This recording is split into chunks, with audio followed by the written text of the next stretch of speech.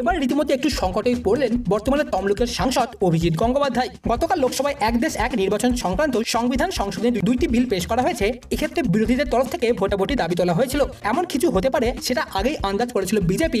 সেই কারণে গতকাল সমস্ত সাংসদদের লোকসভায় উপস্থিত থাকতে হুইপ জারি করেছিল গেরুয়া শিবির। কিন্তু তা সত্ত্বেও অভিজিৎ সহ প্রায় 20 জন পদ্ম সাংসদ অনুপস্থিত ছিলেন সেখানে, এবং সেই কারণেই এই সমস্ত সাংসদদের বিরুদ্ধে শোকজ নোটিশ পাঠাতে পারে বিজেপি। এবং সেই তালিকায় তমলুক সাংসদ অভিজিৎ ছাড়াও নাম রয়েছে কেন্দ্রীয় মন্ত্রী নীতিন গডকরি এবং গিরিরাজ সিংহদের। চোখ রাখবো পরবর্তী খবরে। মুর্শিদাবাদ লালগোলা ব্লকের বিরামপুর কৃষি উন্নয়ন সমবায় সমিতির প্রতিষ্ঠা হয়েছিল 1976 সালে। বাম আমলে প্রতিষ্ঠার পর থেকেই মনোনীত সদস্যরাই সমবায় সমিতি পরিচালনা করত।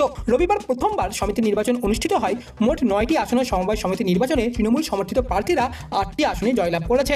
বাম প্রভাবিত বিরামপুর এলাকায় সমবায় সমিতি নির্বাচনের জন্য সকাল থেকেই পুলিশের কড়া নিরাপত্তা ছিল। এদিন মোট 223 জন ভোটার নিজেদের মধ্যে ভোট প্রদান করেন। ভোট গ্রহণ পর্ব শেষ হতেই শুরু হয় ভোট গণনা। গণনা শেষে ফলাফলে দেখা যায় তৃণমূল সমর্থিত 8 জন প্রার্থী জয়ী হয়েছে। বাম কংগ্রেস জোট সমর্থিত একজন প্রার্থী জয়ী হয়েছে এবং আগামীতে ওই এলাকা যে তৃণমূল এগিয়ে যাবে এমনটাই মনে করছে রাজনৈতিক মহল।